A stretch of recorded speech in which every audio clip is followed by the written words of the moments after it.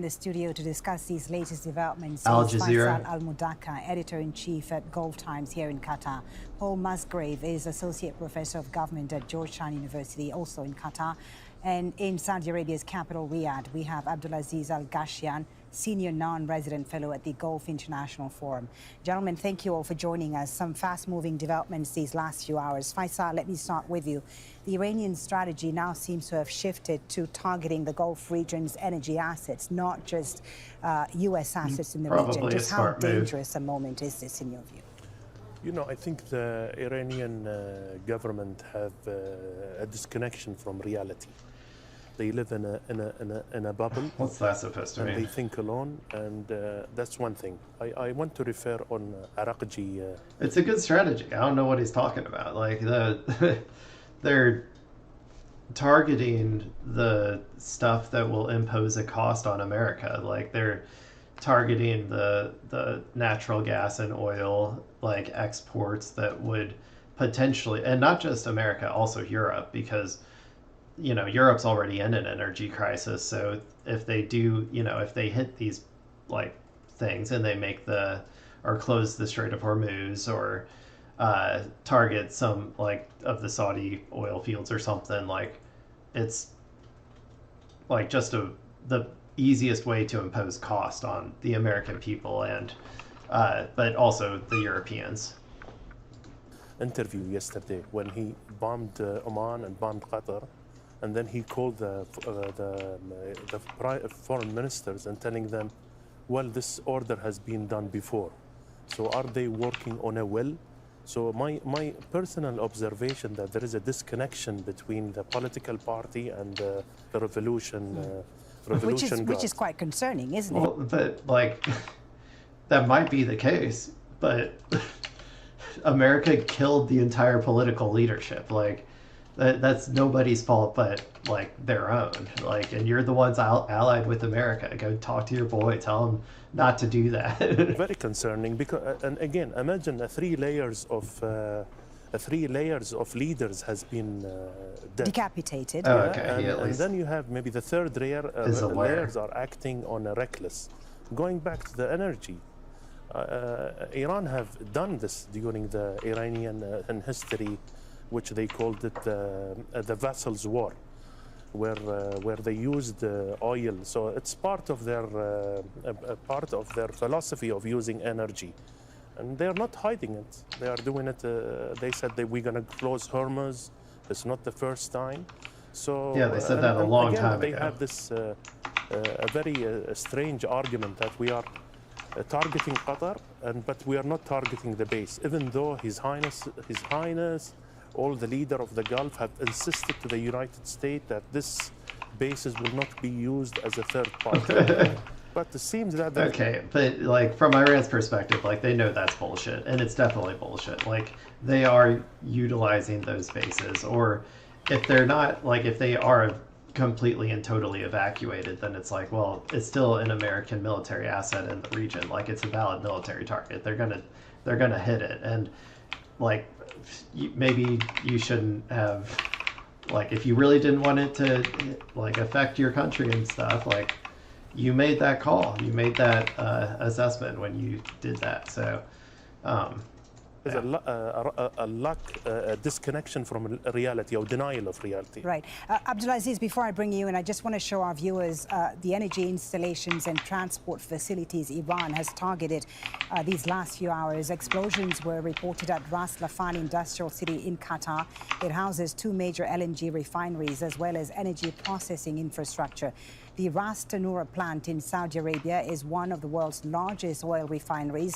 It handles more than 500,000 barrels a day.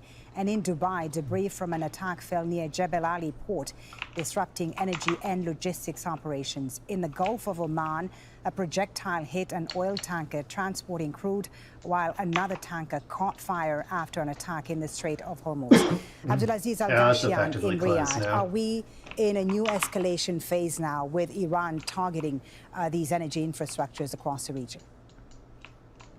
Well, firstly, thank you very much for having me, and it's good to join you and join your guests. I would say we are heading towards we're heading towards that. we're heading towards some sort of escalation, and it's unfortunately taking a trajectory that's not very healthy, and it's very concerning, and it's something that I think all GCC states wanted to avoid. There were I think the million-dollar question that's been asked here, and I wonder if you all agree with me or not, but million-dollar question that's been asked is really, what is the threshold of GCC states? What will it be for them to really enter into the operation and begin to attack Iran? And I think, to be honest with you, firstly, there is no real direct or clear-cut position on this. It will be very much of an assessment. Secondly, I think it will also be. I don't think that they'll get involved at all. That's just like, I don't know. I feel like that would be really dumb. You would essentially be painting a target on your back if you decided to like actively start participating in the like offensive attacks against Iran. Two variables. One variable will be the duration of the war in itself, which today, listening to Donald Trump and the Secretary of War, the duration seems to be going on for some weeks, which is concerning, which means that these operations will continue. Secondly, I think the intensity of these operations by Iran to attack this infrastructure is another concern. These things seem to be increasing. Yeah. We just don't know. However, I think if these operations... I mean, I don't know if they'll keep increasing like for a long period of time, but like that's the smart move, just keep ratcheting up the pressure. Going to increase. Which shows that they still have at least some strategy. Like it's not just like pure chaos behind the scenes or whatever. Like the media seems to be portraying it as. They're kind of trying to portray Iran as just like completely lost its mind, just throwing everything at the wall immediately. But like they're doing pretty like consistently timed like lobs of missiles and stuff. Like I think they're still very much trying to ration their missiles for a long period of time. 60 to 90 days is what they said, and they'll probably want to be able to become more intense than less intense and more intense than less intense. Like that's kind of what they did on a shorter time scale during the 12-day war. Then we're going to see a sort of GCC forward defense, some sort of operation where they will go and will try to assert deterrence and try to basically signal and create a precedent of defense that. Well, I do not understand what they're gonna do. I don't know how the whole bargain that they had was that America will come in and protect them, and America's not doing that. I don't really get what are you going to do to Iran that America and Israel aren't already doing? That doesn't really make any sense to me.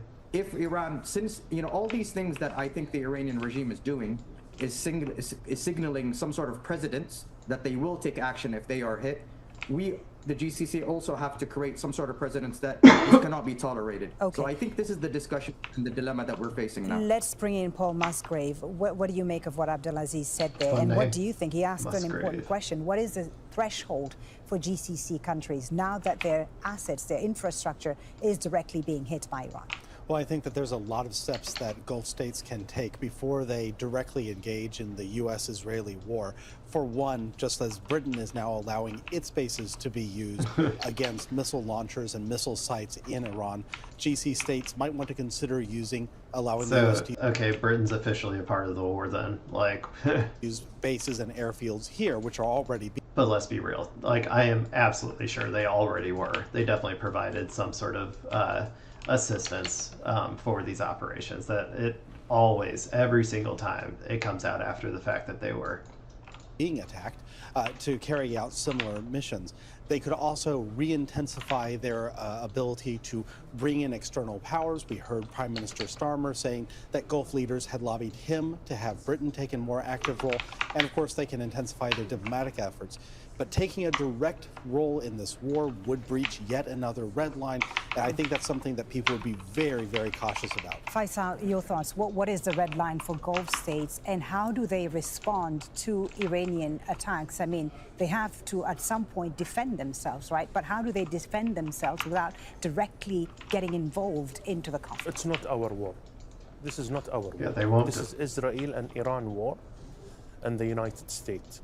And I think even between Israel and the United States, they have a different objective. Netanyahu is another a guy who lives in a bubble, who has a philosophy of Israel the Grand, and he has his own going from war to war and creating. He is as the Iranian part of this chaos. The U.S. I think and the Gulf share this nuclear weapon, and I think if you go back to the Omani deal, it's better than Obama. The Gulf shares the dialogue and peace. We are not into war. 50 years of chaos in this region. Iran can be better. They have oil, they have gas. I mean, they should go back to reality. That's what Qatar has been a key mediator. Just capitulate. That's their solution. Something's going wrong with my keybinds on this quest. I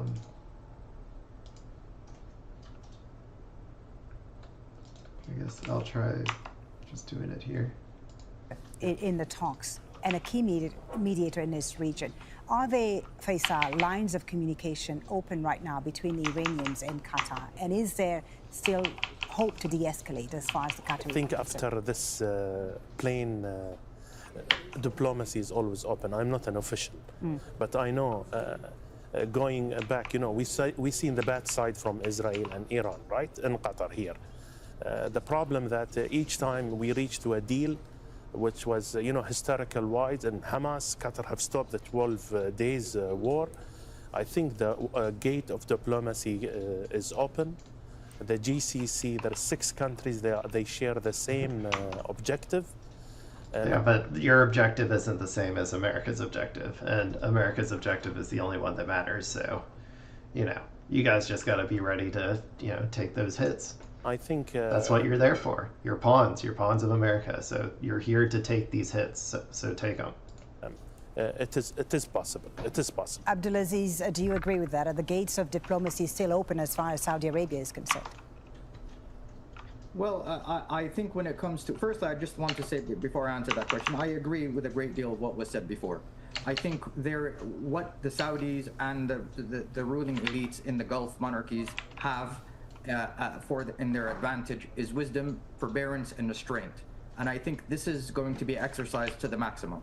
I think when it comes to the open door diplomacy or the diplomacy, I think diplomacy, we have seen in the region that it is essential tool of security, not necessarily out of love and not necessarily out of just trying to really seek out as any kind of normative approach, but diplomacy, and this rapprochement that preceded this the era that we're finding ourselves in now was really motivated by security.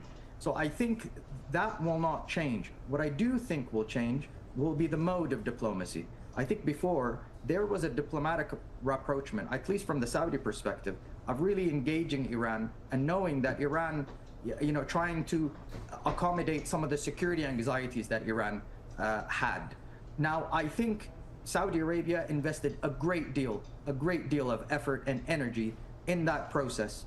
A process I'm sure they did. That one can say was akin to a psychologist treating some sort of... Saudi Arabia wanted to avoid this, and so did all the other Gulf nations. But, they need to start asking themselves, if they cannot control America and they cannot control Israel, and they can't, get them to not do this, then do they really want to continue being allied with us? Do they really want to continue having our bases on their soil? The entire calculus, I think, for them, in theory, should be changing right now. A lot of these countries have, all the political power concentrated near, the very tippity top. They're either monarchies or, heavily autocratic or, oligarchical, but then again, we are too to some extent. So, but yeah, I think that their calculus must be changing, because if they don't, their people must be pissed as hell right now that they got dragged into this for having these military bases on their country, on their land. And if they cannot like get this over with soon, or like in some way reduce that pressure valve, like there's possibility of revolts, like you know, full Arab Spring uprisings. Like I don't know, like I just think that they have to at this point in time just be thinking like, man, we really thought America would have, you know, protected us, but they're not. Patient with severe anxiety disorder. You know, it was a very meticulous process. But I think now the Saudis and others are very furious that all that diplomacy was upended. And it was upended, just to speak to what the gentleman, both gentlemen were saying earlier. It was not only because of Iran, it was also because of the strikes of Israel and the United States. Indeed. This is why they were lobbying hard before not to do this. Right. So right now, I think there's going to be a posture that's going to be more geared, or diplomacy that's going to be more geared towards de-escalation, keeping threats at bay, but also an international diplomacy that's going to try to galvanize people, isolate Iran. What international diplomacy is he talking? Which one? Like, is he talking the UN, or is he talking the new UN, the Board of Peace? Like, which one is? Where do they go now? Diplomatically, or apply pressure on it, but also increase its posture in the region. And I think also, I think it would have been so funny, like the funniest thing in the world, if they actually gave the Nobel Peace Prize to Donald Trump, like a couple months ago. Like, can you imagine that juxtaposition of like, oh, he got the Nobel Peace, like going down in history? Like, that would be so funny. Personally, we are heading towards a gradual militarization, because the assertion of deterrence is not going to be via alliances. I think it's going to be via capabilities. And I think this is where we're heading now. Gentlemen, I want to play you a short soundbite of President Trump, who spoke a little while ago for the first time since the operation, the U.S. Let's see what my president has to say. My big, beautiful boy. He says that the U.S. plans for Iran were ahead of schedule. Let's take a listen. Somebody said today, they said, oh, well, if the president wants to do it really quickly, after that he'll get bored. I don't get bored. There's nothing boring about this. Do you agree with that, Pete? I don't think there's anything, Mr. General. I'm not bored. There's nothing boring about it. I'm never bored, Mr. President. From the media, I think he'll get bored after about a week or two. No, we don't get bored. I never get bored. I never get bored. I wouldn't be standing here right now. Speaking of bored, have you guys heard of this Board of Peace? Guarantee you that. Okay, thanks guys, I'll be here all night. To go through what I had to go through.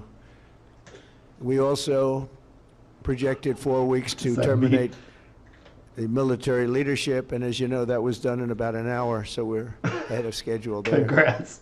Paul Musgrave, did you get a sense from President Trump there that he had a clear game plan, a longer-term plan? No, I don't think he does. No, he has no idea what he's doing. From President Trump, from Defense Secretary. He has no idea what he's doing. He thought that it was going to be over like that. Like, he thought it was just like Venezuela, just like, I don't know, any of these other middle powers that he could just, like, bully around. And to some extent, the last time it was. But like this time, Iran's like, well, you're just gonna keep doing this shit if we don't do anything. So we got to do something. And so, yeah, he had no plan whatsoever for what would happen. You know, if they said, oh, actually, we don't want to have a ceasefire. Secretary Hegseth, we've seen the United States open the door to potentially having boots on the ground, which initially was something the United States would not have. The timeline Iraq has lengthened 2.0. from 2 weeks to 4 weeks, maybe 5. President Trump has said that the greatest strikes are ahead of us. I don't even know how they would do it, really. Like, Iran would, I mean, I'm sure that we could, but like, just finding a place to like land your troops or whatever, I feel like would be, I guess I don't know how they would do it. Maybe they would come from the land, actually. I don't know. And he offered several different rationales for what's going on, from the nuclear program to sinking the Iranian Navy. This does not say to me there's a single plan. Do Gulf countries have the leverage with the Trump administration right now to tell him basically, you need to hold the brakes here. We need to reassess the what situation. leverage would Do they have have? enough leverage at this point? I think the Gulf Like the amount of money that they've donated to, like, that they've just given him, like, in, you know, behind the scenes dealings. Like, have they, like, like, do they need to offer a couple more golden jets? Like, how are they getting this leverage? states have a lot of leverage. I don't think that anyone has the leverage to stop the United States right now. Stopping this. If the price is right, I'll stop. If the price is right, I'll stop the war. Just 2 more golden jets and the war's over like that. Would be difficult politically for the president. What they can do is incline the United States to do certain things instead of others, to build a coalition, to maybe change the targeting set, change the order of those priorities. Because one of the things that we living here in the Gulf have realized is that Iran's conventional capabilities are pretty fierce on themselves, and moving towards something that degrades those capabilities might be in the interests of the people living here, and also might push toward a ceasefire or an acceptable outcome for all parties. All right, Faisal, what leverage do Gulf countries, does a country like Qatar have today to de-escalate this situation? The North Field. North Field, the stop of the North Field, it became This is a gas pipeline that Iran and Qatar share, of course. It fueled Japan, it fueled China. How is this? Are they talking about Iran's leverage, or are they saying their leverage? Like, Iran, yeah, they could strike that and, like, get rid of one more source of oil and, like, raise the prices again or whatever. But, like, I don't understand how that is this guy's leverage. It's already creating a world crisis. This field and also Ras Tanur, this never happened since 1973. Are the U.S. is ready to push it for 90 days to increase, and with the inflation we have? I don't think Netanyahu will supply some gas to the world. So this is a very, very critical moment. Secondly, I think things to watch also is President Putin calling His Highness and condemning the Iranian, which is the biggest ally of Iran. Indeed. So those two things, I think, can change the reality and change the schedule. All right, Abdulaziz Al-Ghashyan in Riyadh, your final thought. What leverage do Gulf countries have today to de-escalate this situation, and can it be de-escalated? In my opinion, and I'll make this very brief, I think the leverage that the Gulf states have is really trying to leverage their ability to invest in the United States. There it is. Just got to give a few more bribes, a few $1 billion, and he'll stop the war. To be a hub in the region of investment and facilitating investment worldwide. I think this is precise. Are they going to want to invest if this is the risk that, like, comes along with investing in these places? Where the leverage is. But this has to be delivered in a manner and communicated in a manner that kind of necessitates regional security. This is precisely, I think, the approach that they will try to use. This is the leverage that they, I think, have. And I think by communicating to Donald Trump and telling him, listen, you have, you're someone who likes to do business, and this is really not good business for us, which means it's not good business for you. And I think that's the angle where people will use their leverage that we have here. All right, Abdulaziz Al-Ghashyan in Riyadh, thank you very much.